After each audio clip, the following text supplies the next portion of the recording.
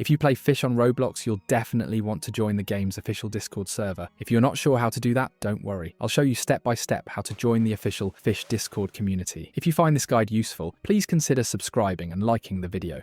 First, open Discord and look at the panel on the left. Click the Add a Server icon, then choose the option Join a Server. In the invite box, type Fish, and then press the Join Server button. After joining the server, you'll now be redirected to the server guide page. On the left side of your screen, check your direct messages. You should see a new message from the double counter bot. Open that message and click the link that says, "Click me to verify." Click the Visit Site button, and a new page will open.